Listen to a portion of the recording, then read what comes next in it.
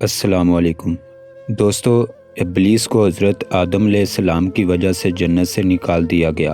اسی لیے جنت سے نکلنے کے بعد ابلیس کی ایک ہی سوچ تھی کہ وہ ایسی کیا چال چلے تاکہ آدم علیہ السلام کو رسوا کر سکے اور آدم علیہ السلام کو جنت سے نکلوا سکے، اور وہ اسی طاق میں رہتا تھا۔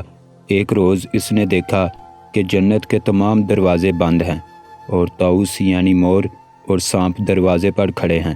ابلیس نے ان کو دیکھا تو اس کے شیطانی ذہن میں شیطانی چال پیدا ہوئی۔ ابلیس فوراً جنت کے دروازے پر کھڑے طاؤس کے پاس پہنچا اور اپنی چال بازی کے لہجے میں کہنے لگا، بہت جلد تمہیں بھی جنت سے نکال دیا جائے گا اور آدم علیہ السلام کو بھی جنت سے نکال دیا جائے گا، لیکن ایک راستہ ہے کہ اگر اس راستے کو اختیار کرو تو میں تمہیں ایسی ترکیب بتاؤں گا کہ تم اور آدم علیہ السلام ہمیشہ جنت میں رہ پاؤ گے۔ ابلیس کی اس بات نے طاؤس کو تشویش میں ڈال دیا۔ طاؤس کچھ پریشان ہو گیا تو ابلیس سمجھ گیا کہ اس کا داؤ کام کر گیا ہے۔ تھوڑی دیر سوچنے کے بعد طاؤس کہنے لگا، مجھے کیا کرنا ہوگا؟ تو شیطان نے فوراً سے اپنا تیر چلایا اور بولا کہ تمہیں میرا ایک کام کرنا ہوگا، تم مجھے کسی طرح سے جنت کے اندر لے چلو، میں تمہیں جنت میں ہمیشہ رہنے کی ترکیب بتا دوں گا۔ مور بولا، میں تمہیں اندر کیسے لے کر جا سکتا ہوں؟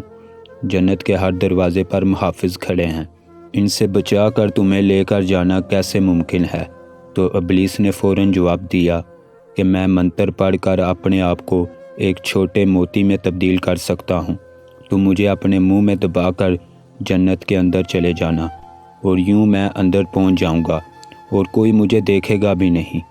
یہ کہہ کر ابلیس نے منتر پڑھا اور اپنے آپ کو ایک چھوٹے سے موتی میں بدل دیا۔ مور نے ابلیس کو اپنے منہ میں رکھ لیا اور جنت میں داخل ہو گیا۔ یوں ابلیس ملعون مور کی مدد سے جنت میں داخل ہونے میں کامیاب ہو گیا۔ کہتے ہیں کہ یہ مور ابلیس کو اپنے منہ میں لیے ہوئے سیدھا اماں حوا علیہ السلام کے سامنے پہنچ گیا اور وہاں پہنچ کر موتی کو منہ سے اگل دیا۔ ابلیس نے دوبارہ منتر پڑھا اور اس بار انسان کی شکل اختیار کر لی۔ انسانی شکل میں آنے کے بعد اس نے اپنے مکر سے اماں حوا علیہ السلام کو ورگلانا شروع کیا اور اپنے آپ کو ان کا ہمدرد ظاہر کیا، اور پھر کہنے لگا کہ کیا تم جانتی ہو کہ اگر تم اس درخت کا پھل کھاؤ گی تو تم ہمیشہ جنت میں رہ سکتی ہو؟ اماں حوا علیہ السلام بولی، یہ درخت تو ممنوع ہے، اس کا پھل کھانے سے منع فرمایا گیا ہے۔ ابلیس دوبارہ مکاری سے بولا، تمہیں یہ نہیں معلوم کہ اس کو کھانے سے اس لیے منع کیا ہے تاکہ تم لوگ جنت میں ہمیشہ نہ رہ سکو اور تمہیں جنت سے نکال دیا جائے۔ اگر ہمیشہ رہنا چاہتی ہو تو اس کا پھل کھا لو، میں تو تمہارا خیر خواہ ہوں۔ ابلیس لائن آخر کار اس چال میں کامیاب ہو گیا اور اماں حوا علیہ السلام نے اس کی باتوں میں آ کر اس درخت کا پھل کھا لیا جس کے کھانے سے اللہ رب العزت نے منع فرمایا تھا۔ عورت چونکہ ناقص العقل ہے، اس لیے اماں حوا آسانی سے ابلیس کے چال میں آ گئی۔ شیطان اپنی چال میں کامیاب ہو گیا اور وہ بہت خوش تھا۔ پھر وہ حضرت آدم علیہ السلام کے پاس پہنچی اور کہنے لگی کہ ایک نیکوکار شخص کے کہنے پر میں نے ممنوع درخت کا پھل کھا لیا ہے۔ اس نے بتایا ہے کہ یہ پھل کھاؤ تو جنت سے کبھی نہیں نکالے جاؤ گے، تم بھی اس کا پھل کھا لو تاکہ ہم ہمیشہ جنت میں رہ سکیں۔ حضرت آدم علیہ السلام نے کہا، ہائے افسوس، تم نے یہ کیا کر دیا؟ پھر ابلیس کی مکاری میں آنے والی اماں حوا نے حضرت آدم علیہ السلام کو بھی مجبور کیا کہ وہ بھی اس درخت کا پھل کھائیں، اور یوں حضرت آدم علیہ السلام نے بھی یہ پھل کھا لیا اور ان دونوں کو جنت سے نکال دیا گیا۔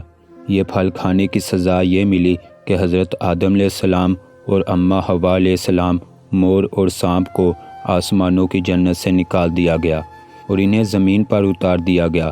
دوستو، اب سوال یہ ہے کہ زمین پر حضرت آدم علیہ السلام اور حوا علیہ السلام کے آنے سے پہلے کیا تھا؟ کون سی مخلوق تھی؟ اور حضرت آدم علیہ السلام سے پہلے زمین کی جگہ پر کیا تھا؟ یاد رہے کہ جب آدم علیہ السلام اور حوا علیہ السلام اور مور اور سانپ کو ایک ساتھ زمین پر اتارا گیا تو اس وقت یہ زمین بچھی بھی ہوئی تھی اور اسی حالت میں تھی جس طرح یہ آج ہے۔ لیکن اس پر آبادی نہ تھی۔ حضرت آدم علیہ السلام سے پہلے زمین پر کون سی مخلوقات تھیں، اس بارے میں بھی ہم آپ کو بتائیں گے، لیکن پہلے آپ کو یہ بتاتے ہیں زمین و آسمان سے پہلے یہ کائنات کیسی تھی، اور اللہ تعالیٰ نے کیسے زمینوں کو بچھایا اور آسمانوں کو کیسے کھڑا کیا۔ تو یاد رہے کہ اللہ تعالیٰ ارشاد فرماتے ہیں کہ ہم نے زمینوں اور آسمانوں کو 6 دنوں میں تخلیق کیا ہے، اور ایک جگہ ارشاد ہے کہ اس زمین پر پہلے کچھ بھی نہ تھا سوائے پانی کے۔ کہتے ہیں کہ آدم علیہ السلام سے پہلے آسمان بھی نہ تھے، تو اللہ تعالیٰ نے صرف 2 دنوں میں آسمان کو بنایا۔ ان آسمانوں کی جگہ پر دھواں ہی دھواں تھا، کچھ نہ تھا، ہر طرف دھواں تھا، اور پھر اللہ تعالیٰ نے اس دھوئیں سے آسمان بنائے، اور صرف 2 دن میں اللہ تعالیٰ نے 7 آسمان تخلیق فرمائے۔ اور جب آسمان اور دنیا اللہ تعالیٰ نے بنایا تو اللہ تعالیٰ فرماتا ہے کہ ہم نے اس میں ستاروں کی مانند چراغ روشن کر دیے، یعنی آسمان میں اللہ تعالیٰ نے ستارے پیدا فرمائے جو رات کو چمکتے ہیں۔ یاد رہے کہ اللہ تعالیٰ نے 4 دنوں میں زمین اور اس کا سارا نظام بنایا۔ یہ پہاڑ، یہ جنگل، دریا اور سمندر، صحرا اور میدان، یہ سب اللہ تعالیٰ نے اپنے حکم سے صرف 4 دنوں میں تخلیق کیا، اور پھر اللہ نے آسمانوں سے بارش برسائی اور اپنے حکم سے زمین کے اوپر طرح طرح کے درخت اور پودے اور سبزہ اگا دیا۔ دوستوں، معلوم ہوا کہ جب آدم علیہ السلام نہ تھے تو تب یہ کائنات نہ تھی۔ جب آدم علیہ السلام کو اللہ تعالیٰ نے تخلیق کرنے کا ارادہ فرمایا تو اللہ تعالیٰ نے اس کائنات کو ترتیب دیا اور اس کائنات کو پیدا فرمایا۔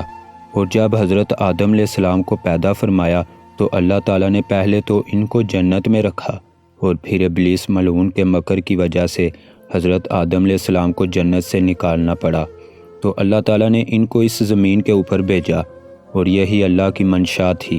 تو دوستوں، معلوم ہوا کہ اس زمین پر پہلے پانی کے علاوہ کچھ بھی نہ تھا، اس زمین پر پانی ہی پانی تھا، اور پھر اللہ تعالیٰ نے اس پانی پر زمین کو بچھایا۔ اور تفاسیر میں یہ بات بھی ملتی ہے کہ جب پانی پر اللہ تعالیٰ نے زمین کو بچھایا تو یہ زمین ہل رہی تھی، تو اللہ تعالیٰ نے اس زمین کے اوپر پہاڑوں کو گاڑ دیا جس سے زمین ٹک گئی۔ تو یاد رہے کہ پانی ہی چیز ہے جسے اللہ تعالیٰ نے مختلف قسم کی مخلوقات کو پیدا فرمایا، اور اسی پانی کو اللہ نے زندگی کی بنیاد بنایا۔ یہاں آپ کو بتاتے چلیں کہ روایات میں یہ بات بھی ہے کہ یمن سے کچھ لوگ حضور اقدس صلی اللہ علیہ وآلہ وسلم کی خدمت میں دین سیکھنے کے لیے حاضر ہوئے، تو انہوں نے یہ سوال کیا کہ یہ کائنات کیسے پیدا ہوئی؟ تو آپ صلی اللہ علیہ وآلہ وسلم نے فرمایا کہ جب یہ کائنات موجود نہ تھی تو تب اللہ کی ذات موجود تھی، اور اللہ کا عرش پانی پر تھا۔ اس کے بعد اللہ تعالیٰ نے آسمانوں اور زمینوں کو پیدا فرمایا اور لوح محفوظ میں ہر چیز کو لکھ دیا۔ تو کہا جاتا ہے کہ زمین پر پہلے جنات کا قبضہ تھا، اور اللہ تعالیٰ نے جنات کو ویرانوں میں مقید فرما دیا اور ان کو دن میں آزاد گھومنے سے منع کر دیا۔ یاد رہے کہ جنات کو کسی حد تک یہ اختیار ہے کہ وہ رات کے وقت تو اس کائنات میں گھومتے پھرتے ہیں، لیکن یہ دن کو اپنے ٹھکانوں پر ہوتے ہیں۔ اور یاد رہے کہ جنات انسانوں کو نظر نہیں آتے۔ دوستو، ہماری آج کی یہ ویڈیو آپ کو کیسی لگی آپ نے کمنٹ باکس میں ہمیں ضرور بتانا ہے، اور آج کی اس ویڈیو کو اپنے پیارے دوستوں کے ساتھ زیادہ سے زیادہ ضرور شیئر کیجیے گا۔ مزید ایسی ویڈیوز کے لیے ہمارا چینل ضرور سبسکرائب کریں، ساتھ میں لگے بیل آئیکن کو بھی ضرور پریس کیجیے گا تاکہ لیٹسٹ اپلوڈ ہونے والی ہماری ویڈیوز کا نوٹیفیکیشن آپ کو بر وقت ملتا رہے۔ اس کے ساتھ دوستو، مجھے اگلی ویڈیو تک کے لیے اجازت دیجیے۔ فی امان اللہ۔